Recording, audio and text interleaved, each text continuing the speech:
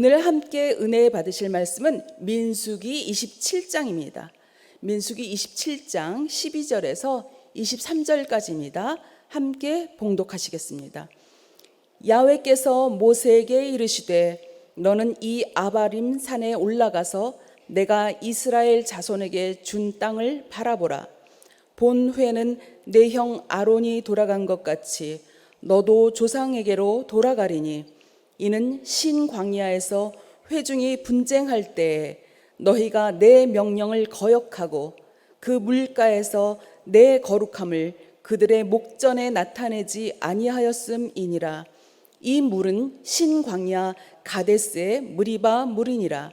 모세가 야훼께 여짜와 이르되 야훼 모든 육체의 생명의 하나님이시여 원하건대 한 사람을 이 회중 위에 세워서 그로 그들 앞에 출입하며 그들을 인도하여 출입하게 하사 야훼의 회중이 목자 없는 양과 같이 되지 않게 하옵소서. 야훼께서 모세에게 이르시되 눈의 아들 여호수아는 그 안에 영이 머무는 자니 너는 데려다가 그에게 안수하고 그를 제사장 엘르앗살과 온 회중 앞에 세우고 그들의 목전에서 그에게 위탁하여 내 존귀를 그에게 돌려 이스라엘 자손의 온 회중을 그에게 복종하게 하라. 그는 제사장 엘르앗살 앞에 설 것이요 엘르앗살은 그를 위하여 우림의 판결로서 야훼 앞에 물을 것이며 그와 온 이스라엘 자손 곧 온 회중은 엘르앗살의 말에 따라 나가며 들어올 것이니라. 모세가 야훼께서 자기에게 명령하신 대로 하여 여호수아를 데려다가 제사장 엘르앗살과 온 회중 앞에 세우고 그에게 안수하여 위탁하되 야훼께서 모세에게 명령하신 대로 하였더라. 아멘. 오늘 이 말씀을 가지고 모든 초점을 하나님께란 제목으로 함께 은혜 나누시겠습니다. 민수기 20장 1절에 보면 누이 미리암이 죽어서 장사가 되는 것이 기록됨을 시작으로 20장 이후로 이스라엘 백성들이 이 광야에서의 삶의 마지막인 이 40년이 되던 해의 이야기가 계속 기록되어 있습니다. 특히 민수기 20장 5절에 보면 너희가 어찌해서 우리를 애굽에서 나오게 이 나쁜 곳으로 인도하였느냐. 이곳에는 파종할 것이 없고 무화과도 없고 포도도 없고 석류도 없고 마실 물도 없도다. 거의 다 없다는 얘기죠. 이 정도로 아주 열악한 환경, 메마른 광야, 그 속에서 험난한 시간을 40년 동안 보낸 이스라엘 백성들이 그 수고와 애씀으로 인해서 얼마나 지쳤을지 충분히 이해할 수 있습니다. 어쩌면 코로나라는 이 상황 가운데 하나님께서 허락하신 삶을 살아내고 있는 저희들과 비슷한 마음이 아닐까 생각합니다. 또 20장 25절에서 29절에 보면 모세의 형 아론이 또 호르산 꼭대기에서 죽었습니다. 그리고 오늘의 본문을 통해 알 수 있듯이 모세가 후계자를 세우게 되고 이로 인해서 역사의 한 페이지가 정리가 되고 있음을 알 수 있습니다. 이 민수기 27장은 앞부분에 슬로브핫의 딸들의 의견이 관철되는 것과 뒷부분에 모세의 뒤를 이어 오늘 본문이죠. 지도자로 세워지는 여호수아의 두 부분으로 쓰여져 있습니다. 특히 오늘의 본문에서 하나님께서 모세에게 말하죠. 가나안 땅에 들어가지 못한다고 말씀하시면서 후계자를 세우시는 것을 보게 되는데 이때 모세는 순종함으로 하나님께 반응합니다. 사사기 21장 25절에 보면 그때 이스라엘에 왕이 없으므로 사람이 각기 자기의 소견에 옳은 대로 행하였더라는 말씀이 있죠. 이때 모세의 순종은 사사기 시대뿐만 아니라 자기의 생각에 옳다고 생각하는 대로 살고 있는 현대라는 시간 속에 우리들로 하여금 많은 생각을 하게 합니다. 본문입니다. 12절에 야훼께서 모세에게 이르시되 너는 이 아바림 산에 올라가서 내가 이스라엘 자손에게 준 땅을 바라보라. 여기에 보시면 하나님께서 모세에게 말씀하실 때 어디로 가라고 합니까? 산으로 올라가라고 하십니다. 하나님께서 모세에게 처음으로 음성을 들려주실 때도 산이었고, 말씀하실 때 계속 산에서 하나님께서는 말씀하십니다. 민수기에서 산은 여러 가지 의미가 있습니다. 발락이 발람과 함께 하나님께 제사 드리기 위해 올라갔던 곳도 산이었고, 그렇기 때문에 산은 모세에게 친밀한 곳입니다. 산을 생각하면 모세가 하나님의 음성을 늘 듣던 곳이었습니다. 하나님의 마음과 하나님의 생각을, 하나님의 뜻을 알았던 곳이 산이었습니다. 반면에 산은 또한 형 아론이 죽었던 곳이기도 하지요. 모세가 사랑했던 형, 모세 자신의 옆에서 늘 기도하면서 도와줬던 형이 죽었던 곳이 산입니다. 이런 산으로 하나님께서 모세에게 올라가라고, 애굽 광야에서 40년 정도의 세월을 지난 이때 하나님께서 모세에게 올라가라고 하십니다. 하나님의 음성을 들었던 곳, 또한 사랑했던 형이 죽었던 산으로 하나님께서 올라오라고 하실 때 모세의 마음은 어떠했을까요? 누이 미리암이 죽고 형 아론이 죽은 후에 가나안의 다다른 곳에서 모세 자신도 때가 다 되었다고 생각하지 않았을까요? 그래서 13절 14절에 이 본후에는 내 형 아론이 돌아간 것 같이 너도 조상에게로 돌아가리니 이는 신광야에서 회중이 분쟁할 때 너희가 내 명령을 거역하고 그 물가에서 내 거룩함을 그들의 목전에 나타내지 아니하였음이니라. 이 물은 신광야 가데스의 무리바분이라. 하나님의 영광을 나타내지 않았던 그 하나님의 거룩함을 사람들의 목전에서 나타내지 않았기 때문에 이 모세가 그 가나안 땅을 그 눈앞에 두고 조상에게로 돌아간다고 하나님께서 말씀하시죠. 이 가데스는 12 정탐꾼이 가나안 땅에 대해 보고한 곳입니다. 고라와 일당에 반역했던 곳이면서 무리바 물 사건이 있던 곳이죠. 즉 모세한테는 이 가데스란 곳은 좋지 않은 추억이 서린 곳입니다. 모세가 하나님의 거룩함을 나타내지 않았다고 말씀하신 장소가 이 가데스인 것이죠. 민수기 20장에 하나님께서 모세에게 반석에게 명령하고 물을 내라고 하셨는데 모세가 반석을 2번이나 쳤죠. 그렇게 해서 물을 내므로 하나님의 거룩함을 나타내지 않으셨다고 말씀하시면서 모세와 아론에게 이스라엘 백성을 가나안 땅으로 인도해 드리지 못하리라고 하나님께서 말씀하십니다. 거룩함을 나타내지 않으셨다고 말씀하기 직전에 민수기 20장 12절에 보면 너희가 나를 믿지 않았다고 말씀하십니다. 분노에 차서 한 이 모세 행동을 보시고 어떻게 생각하면 별거 아니죠. 반석을 그냥 지팡이로 2번 쳤습니다. 근데 하나님은 이것을 보고 하나님을 믿지 않았다고 하시는 것입니다. 이 말씀을 보면서 참 많은 생각을 하게 되었습니다. 우린 살아가면서 늘 말씀 그대로 항상 기뻐하고 쉬지 말고 기도하고 범사에 감사하고 이렇게 살면 얼마나 좋겠습니까? 근데 그렇지 않을 때가 너무나 많죠. 그래서 우리가 모세의 이 행동, 반석을 쳐서 자기의 화를 드러낸 것에 대해서 우리가 비난할 수 없음을 또한 알게 됩니다. 근데 이것이 간단한 행동이 아니라 하나님께서 말씀하시는 것입니다. 나를 믿지 않았다, 하나님을 믿지 않았다고 하는 이 무서운 말씀을 하고 계시는 것이죠. 그렇기 때문에 우리가 삶을 살아가면서 화를 내는 것, 이것이 굉장히 심각한 것이라는 것을 다시 한번 오늘의 말씀을 빌어서 생각할 수 있습니다. 12 정탐꾼이 가나안 땅에 있는 사실이죠. 그것이 어려운 곳이라고 말씀하는 사실임에도 불구하고 하나님은 그것을 불신앙으로 보고 계시는 것입니다. 고라와 일당이 불신앙으로 반역했던 것 역시 가데스였고, 무리바 물 사건, 이것을 보고 하나님께서는 불신앙이라고 하나님이 말씀하시는 것입니다. 하나님을 믿지 않은 것에서 나온 행동이라고 하나님께서 말씀하시는 것이죠. 우리들이 위대한 지도자라고 생각하는 모세의 모습 속에서 발견하는 이 불신앙, 이것이 모세의 문제이기만 한 것은 아니죠. 잘 생각해 보면 이 믿음의 행동과 믿음이 없이 하는 행동에는 사실 별 차이가 없습니다. 우리가 살면서 하나님 앞에서 믿음이 있다고 생각하는 때나 믿음이 없다고 우리가 생각하는 때는 사실 별 차이가 없음을 깊이 생각하면 알 수 있습니다. 쉽게 변하지요. 저희들은 순간순간 금방 기뻐했다가 금방 또 화를 냅니다. 이것이 우리 인간의 모습인 것이죠. 그렇기 때문에 우리들의 믿음은 내세울 것이 없이 하나님 앞에서 부끄러운 것입니다. 그러나 우리들이 믿음이 있다고 여겨지는 때는 언제입니까? 하나님의 전적인 은혜인 때인 것입니다. 우리의 행동 때문이 아닌 것이죠.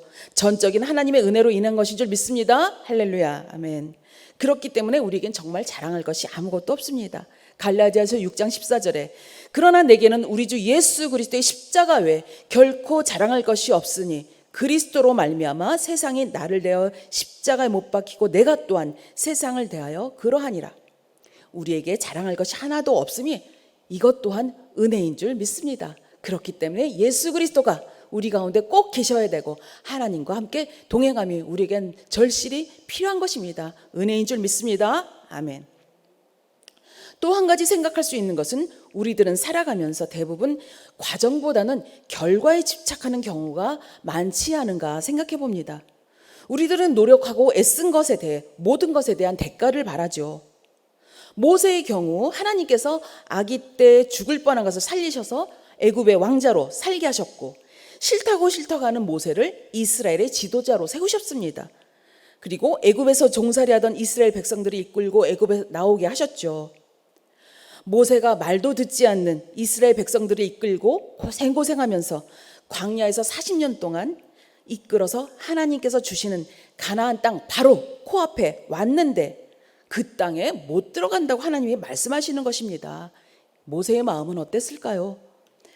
아니면 우리들의 마음은 어떻겠습니까? 하나님 너무하신 것 아닙니까? 라고 말할 수도 있지 않을까요?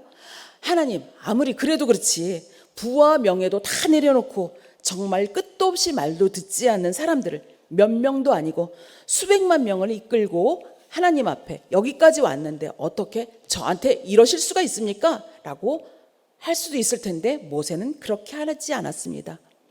우리 같으면 충분히 그러고도 남겠죠. 제3자가 본다 해도 사실 이렇게 생각하고 말하는 것에 대해서 책망하는 사람은 없을 것입니다.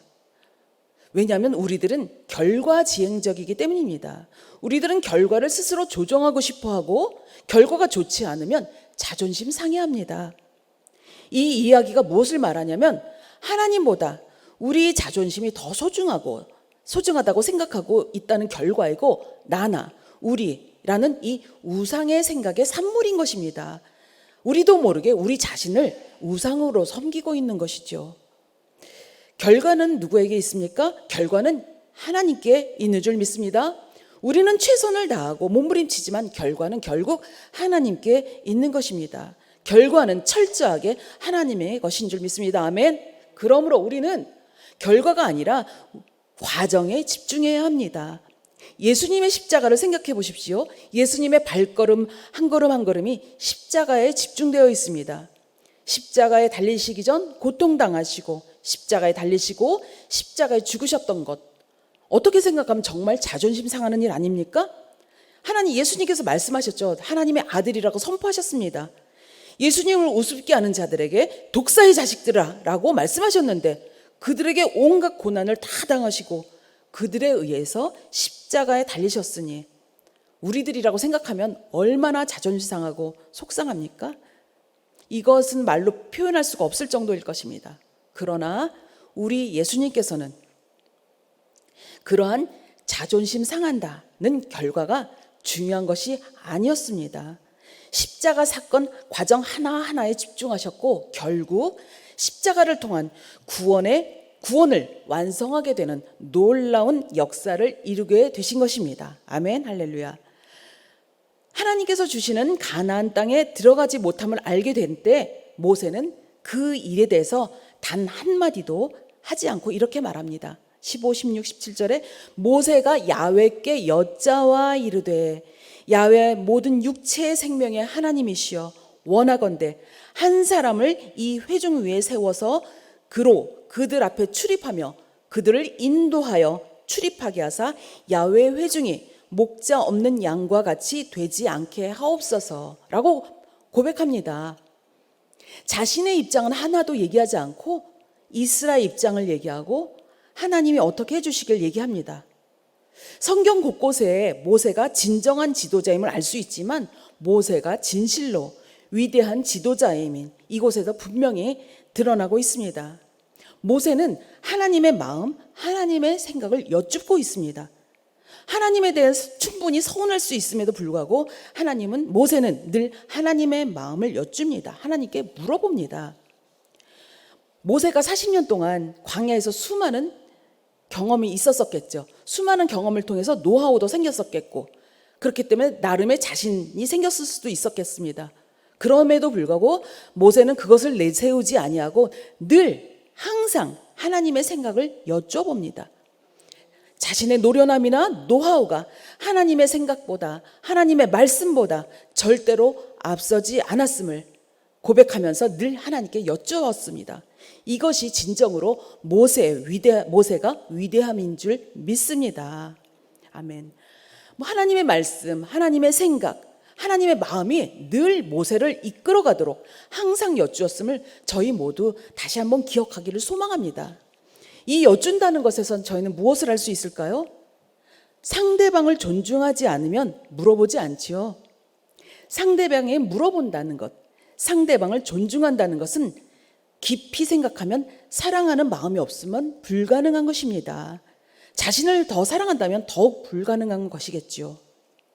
그런데 특히 모세가 늘 하나님께 여쭌다는 것에서 모세가 지극히 하나님을 사랑한다는 것을 알 수 있습니다.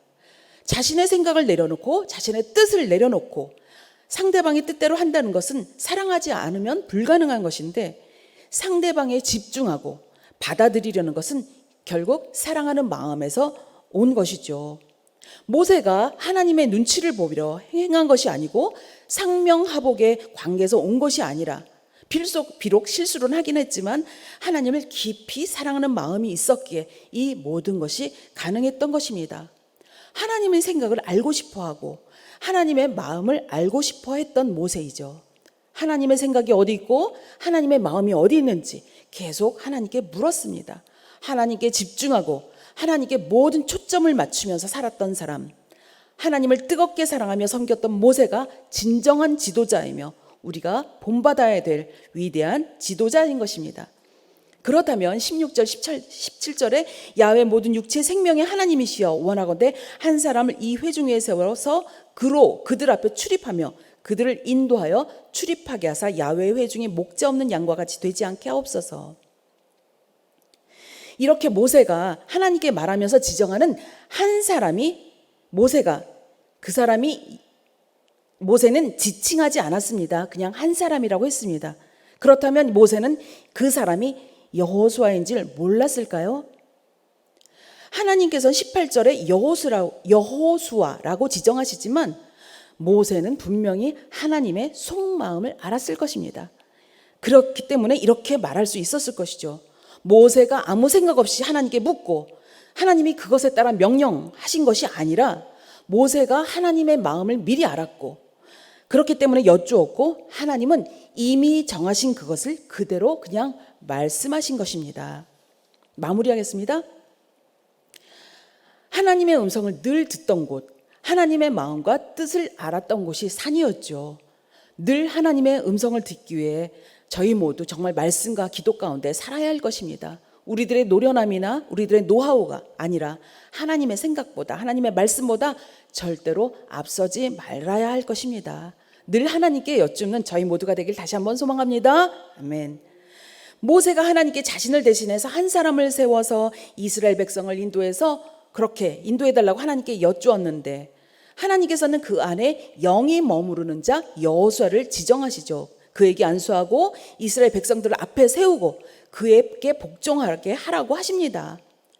참고로 일어 성경에서는 영이 머무는 자를 영이 충만한 사람이라고 해석하고 있고 영어 성경 킹제임스 버전에서는 그 영이 거하는 자를 창세기 41장 38절에 비교해서 말하고 있는데 하나님의 영이 거하는 사람으로 해석하고 있습니다. 하나님께 늘 하나님의 생각, 하나님의 마음을 묻는 모세의 모습 가운데 하나님을 뜨겁게 사랑하는 마음을 품어야 가능함을 알게 되죠. 우리들의 모습을 비견해보면 쉽게 이해할 수 있습니다. 또한 모세가 하나님의 마음을 알고 여쭙고 하나님께서 여호수아를 후계자로 지명하는 과정 가운데 하나님의 생각과 모세의 생각이 일치하는 것을 우리 말씀 속에서 살펴볼 수 있지요. 하나님의 생각과 모세에게 일치하는 것 너무 멋지지 않습니까? 하나님의 생각과 우리 생각이 일치한다면 얼마나 멋지겠습니까? 얼마나 행복하겠습니까? 얼마나 감사할까요? 그러나 우리 스스로 이렇게 생각은 할 수 있지만 우리 스스로 그렇게 할 수 없기에 하나님의 마음을 알고 하나님의 생각을 우리 안에 잘 담아야 될 줄 믿습니다. 그것이 말씀 가운데 다 나와 있죠. 그렇기 때문에 우리가 예배 가운데 하나님 앞에 나아가고 말씀 가운데 하나님을 만나며 기도를 통해서 하나님의 생각을 더욱더 깊이 알아가며 우리가 하나님을 사랑해가는 과정 가운데 우리들이 사는 줄 믿습니다. 아멘. 우리의 생각, 하나님의 마음이 하나님의 생각, 하나님의 마음과 같다는 것은 결국 영혼이 잘 되는 것일 줄 믿습니다. 아멘. 우리를 창조하신 하나님의 생각과 우리의 생각이 같다면 범사가 잘 되는 것은 당연한 결과 아니겠습니까? 이렇게 하나님의 생각과 하나님의 마음과 같아진 우리에게 하나님의 놀라우신 은혜가 차고 넘치기 때문에 또 그렇게 흐르기 때문에 십자가에서 흘려주신 예수님의 보혈의 은혜로 말미암아 강건해지는 결과가 놀랍게 하나님께서 주실 줄 믿습니다. 할렐루야, 아멘. 이것이 하나님의 입장이었고 또한 모세의 입장이었던 것들을 저희들 다시 한번 봤는데요. 민수기 12장 3절에 이 사람 모세는 온유함이 지면의 모든 사람보다 더하더라라는 이 모세에 대한 얘기가 나옵니다. 이 온유라는 것은 마음이 부드러워서 상대방의 마음을 쉽게 받아들일 준비가 되어 있다는 것을 말합니다. 늘 여쭙는 것이죠. 하나님의 마음을 알고 그래서 계속 하나님의 마음을 생각을 물어보고 하나님의 마음을 받아들입니다. 그래서 하나님께서 온유하다고, 그래서 이제 그 사람 모세는 매우 온유하여 지면의 모든 사람보다 온유하다고 기록되어 있습니다. 그리고 민수기 32장 12절에 여호수아는 야훼를 온전히 따랐다고 기록되어 있습니다. 온전히 모든 것을 다해서 하나님께 초점을 맞춰서 살아갔다는 것, 그렇게 따라갔다는 것, 그것이 모세뿐만 아니라 이 자리에 나와 있는 또한 우리 하나님을 뜨겁게 사랑하는 우리 모두에게 임하는 놀라운 은혜로 함께하여 주실 줄 믿습니다. 아멘. 할렐루야. 우리 모두에게 이런 은혜가 넘치길 소망하며 또 기도드리면서 승리하시는 저희 모두에게 다시 한번 예수님의 이름으로 부탁드립니다. 아멘. 기도합니다. 사랑해 주님 감사합니다. 하나님, 정말 저희 모두 하나님께 초점을 맞추고 살기 원합니다. 하나님의 뜻을 알고 하나님의 생각대로 우리들의 생각을 바꿔주시고 우리들의 마음을 바꿔주시옵소서. 그래서 악한 사탄에게 속지 아니하고 하나님의 사람으로 하나님의 기쁨을 드리는 저희로 살게 하여 주시옵소서. 그런 저희 가정이 되게 하시고 온 가족 되며 온 가문이 되도록 축복하여 주시옵소서. 그런 교회로 축복하여 주시옵소서. 아버지 하나님, 우리 그런 나라가 되도록 그렇게 또 축복하여 주시고 사용하여 주시옵소서. 우리 구주 예수님 이름으로 기도드립니다. 아멘.